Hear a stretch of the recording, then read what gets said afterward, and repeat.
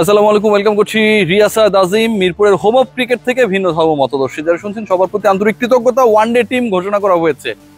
আপনারা বলছেন যে এটা আবার কোন সিরিজ? ওয়েস্ট ইন্ডিজের বিপক্ষে কালকের দিন পেরুলেই পরশু থেকে যে সিরিজটা শুরু হবে।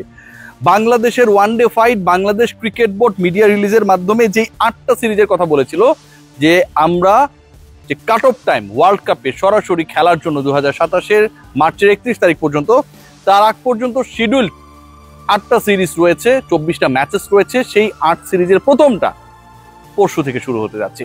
সেই সিরিজের জন্য Bangladesh cricket board they have announced the team. সেই দলের চমকের জায়গা বিশাল, পরিবর্তনের জায়গা বিশাল। বোলিং ডিপার্টমেন্টের পরিবর্তন, মিডল অর্ডারের পরিবর্তন, ইভেন ওপেনিং স্লটেও পরিবর্তন রয়েছে। সবচেয়ে সিগনিফিক্যান্ট পার্ট যেটা, যে একটা দারুণ স্ট্যাটাস দেওয়ার পরে বিদেশ থেকে দেশে 5 ঘন্টা ভ্রমণ করে বাসায় গিয়ে যে স্ট্যাটাসটা চ্যাট জিপিটির সহযোগিতায় নাইম শেখ দিয়ে দিলেন, সেই স্ট্যাটাস দেওয়ার পরের দিন যেদিন নতুন করে সূর্য উঠলো, নাইম শেখ দল থেকে বাদ পড়ে গেলেন।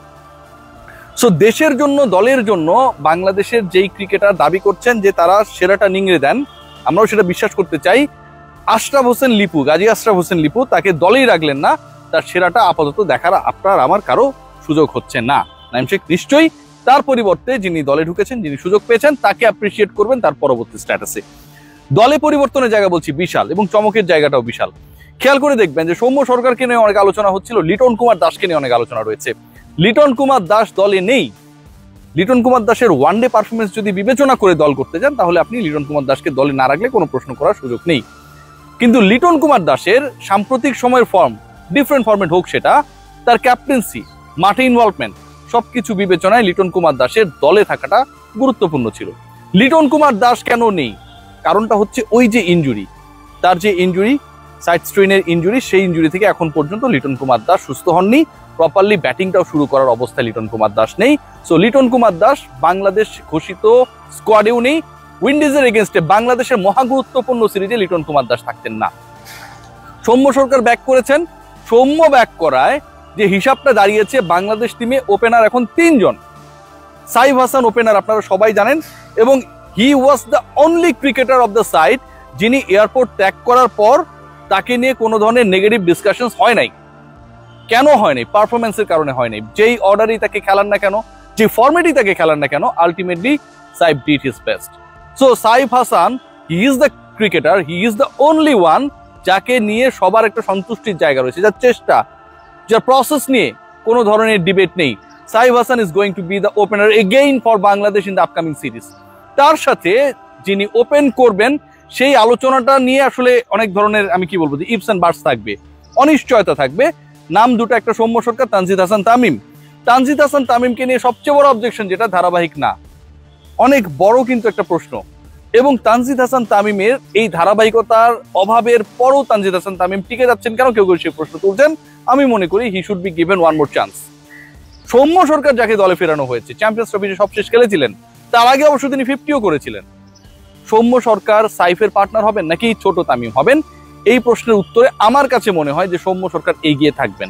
সৌম্য সরকার এগিয়ে থাকবেন এ কারণেই যে বাংলাদেশ এখন একটু নতুন করে ঝালিয়ে দেখতে চায়। তামিমরা যা করেছেন, যা করে দেখিয়েছেন, সেটা নিয়ে টিম ম্যানেজমেন্ট হ্যাপি না।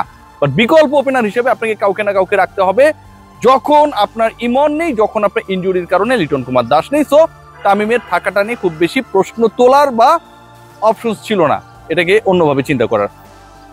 মিডল অর্ডারে একটা সিগনিফিক্যান্ট পরিবর্তন এসেছে। তার আগে বলে রাখি, জাকের আলী অনেক টিমে রয়ে গেছেন। জাকের আলী অনেক কেন আছেন, জাকের আলী অনেকের কন্ট্রিবিউশনটা কি, সেটা নিয়ে অনেক প্রশ্ন থাকতে পারে, এবং প্রশ্ন থাকাটা স্বাভাবিক। আমার কাছে মনে হয় ব্যাকআপ কিপার হিসেবেই জাকের আলী অনেক is in the side. But Mahidul Islam Ankon, যিনি দলে ফিরেছেন, দলে সুযোগ পেয়েছেন, ইনফ্যাক্ট এটা আমার কাছে মনে হয় খুব সিগনিফিক্যান্ট চেঞ্জ, এবং এই পরিবর্তনটা অনেক আগে থেকেই দরকার ছিল। You don't have any middle. আপনার দল খেলছে, সেখানটা আপনার কোনো প্রপার মিডল অর্ডার নেই। কোনো কারণে তাওহিদ হৃদয় যদি ফল করে, তার বিকল্প কে হবে? You have no proper answer. So ওই জায়গা থেকে আমার কাছে মনে হয় যে মিডল অর্ডারে একটা গুরুত্বপূর্ণ সিগনিফিক্যান্ট চেঞ্জেস এসেছে, এবং এই চেঞ্জের কারণে মেহেদী হাসান মিরাজের ব্যাটিং অর্ডার, ক্যাপ্টেনের ব্যাটিং অর্ডারও চেঞ্জ হয়ে যাবে বলে আমার বিশ্বাস। কেন? দেখুন, টপ 3-তে সৌম্য সরকার, সাইফ হাসান, নাজমুল হোসেন শান্ত, নাম্বার 4-এ তাওহিদ হৃদয়, নাম্বার 5-এ হু উড ইউ প্রেফার? এখানটায় কয়েকটা অপশন রয়েছে। মেহেদী হাসান মিরাজ লাস্ট সিরিজে খেলেছেন ওই পজিশনে। এখানে রয়েছেন মাহিদুল ইসলাম অঙ্কন, নুরুল হাসান সোহান। আই উড প্রেফার যে মাহিদুল ইসলাম অঙ্কন হি শুড বি নাম্বার 5। নাম্বার 5 সে হোক। নাম্বার 6 and 7 ওই জায়গাটায় নুরুল হাসান সোহান আর মেহেদী হাসান মিরাজ, এই দুকে নিয়ে যদি আলোচনা করেন, আমি সোহানকে 6 খেলিয়ে 7-এ খেলাতে চাইবো মিরাজকে। এটা আমার ইচ্ছা, আমি মনে করি তাই মিরাজ ওই জায়গাটায় অনেক প্রেশারলেস ক্রিকেটটা খেলে। সো বাংলাদেশ দলের এটাই হচ্ছে আলটিমেট ব্যাটিং অর্ডার, এবং এই ব্যাটিং অর্ডারে মিডল অর্ডারে এখনো কোনো বিকল্প নেই। ইন্টারেস্টিং পার্ট যেটা, মাহিদুল অঙ্কনকে যদি 5-এ খেলান, আপনি যদি 4-এ তাওহিদ হৃদয়কে খেলান, তাহলে আপনার মিডল অর্ডারে বিকল্প কে? নেই, নো ওয়ান। জাকের আলী অনেক নাম্বার 5 না, তাকে যদি আমি 11-এ না রাখি অথবা রাখি, তিনি কি নাম্বার 5? ডেফিনেটলি না। শামীম হোসেন পাটোয়ারিও নাম্বার 5 না। সো আমার নাম্বার 4 and 5 এর কোনো বিকল্প নেই। গাজী আশরাফ হোসেন লিপু আরো একবার উল্টাপাল্টা একটা টিম করেছেন যেখানটায় নাম্বার 5 নেই। সেকেন্ড পয়েন্ট যেটা, সেটা হচ্ছে if you are having Nurul Hasan Sohan, if you are having Jaker Ali Anik, if you are having Shamim Hossain Patwari in the squad, it seems like it's too much. আপনি টেলকে খুব বেশি গুরুত্ব দিতে গিয়ে মিডলকে তো আপনি ফাঁকা করে ফেলেছেন। একই টাইপের রোল সোহান, শামীম, জাকের তিনজনই দলে আছে, তিনজনই স্কোয়াডে আছে, অথচ মিডল অর্ডারে আপনার প্রপার কোনো ব্যাকআপ নেই। আবারও বলছি, ওপেনিং এ ব্যাকআপ রয়েছে, লোয়ার অর্ডারে ব্যাকআপ রয়েছে, মিডল অর্ডারে কোনো ব্যাকআপ নেই। সো ওই জায়গাটা আমার কাছে মনে হয় যে তিনজনকেই রাখার গুরুত্বটা আমি গুরুত্বপূর্ণ মনে করি না। এটা আমার চয়েস, এবং সেখানটায় অন্তত একজন বাদ পড়তে পারতো, সেটা শামীম হতে পারে, সেটা জাকের হতে পারে, এবং যেহেতু সোহান কিপিং করবে তিনি তো থাকবেনই, মিডল অর্ডারে ওই জায়গাটা আমরা কাউকে শিফট করতে পারতাম। 4 জন পেসার মুস্তাফিজ, তাসকিন, তানজিম সাকিব, হাসান মাহমুদ দলে রয়েছেন, এবং স্পিনার 3 জন। আপনারা সবাই জানেন যে লাস্ট যে সিরিজটা বাংলাদেশ খেলেছে সেখানটায় তানভীর খুব একটা খারাপ করেন নাই। রিশাদ হোসেনও বাংলাদেশে অনলি লেগি তিনি অনেক কন্ট্রোল বোলিং করেছেন, টুকটাক মার খেয়েছেন, বাট আমি মনে করি রিশাদকে সুযোগ দেওয়াটা খুবই গুরুত্বপূর্ণ, কারণ এখানে স্পিনিং ট্র্যাক হবে। বাংলাদেশ যেভাবে হোক 3 নিলে উইন্ডিজকে হারাতে চাইবে, ব্যাটিং করাটা দুরূহ হয়ে যাবে, গামিনী ডি সিলভা রাজশাহী থেকে ঢাকায় চলে আসবে, এরকম অনেক ঘটনা ঘটবে ভাই, শিওর থাকেন।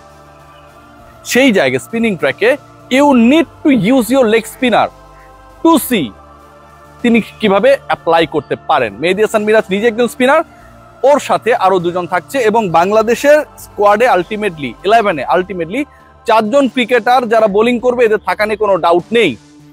এবং এই 4 জন হচ্ছেন মেহেদী হাসান মিরাজ নিজে ক্যাপ্টেন, তার সাথে রয়েছেন আপনারা সবাই জানেন রিশাদ হোসেন, তানভীর ইসলাম এবং মুস্তাফিজুর রহমান, তিনিও একজন কিছুটা ফাস্টেস্ট স্পিনার হিসেবে খেলবেন আপকামিং সিরিজে।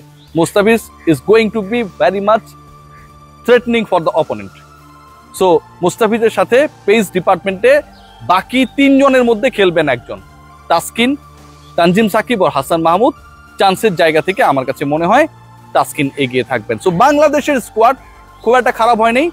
এই স্কোয়াডে সবচেয়ে বড় গ্যাপের জায়গা হচ্ছে মিডল অর্ডারে বিকল্প না থাকা, সবচেয়ে বড় চমকের জায়গা হচ্ছে এত দারুণ একটা স্ট্যাটাস দেওয়ার পরেও নাইম শেখের বাদ পড়া, সবচেয়ে অপশনাল জায়গা যেটা সেটা হচ্ছে লোয়ার মিডলে মানে টেলে 3 জনকে একই টাইপের ক্রিকেটারকে রেখে দেওয়া, এবং সৌম্য সরকারের ইনক্লুশন। দেখা যাক শেষ পর্যন্ত বাংলাদেশ কি করে। উইন্ডিজের বিপক্ষে বাংলাদেশের লাস্ট 8 সিরিজের প্রথমটা শুরু হতে যাচ্ছে পরশু। Take great care.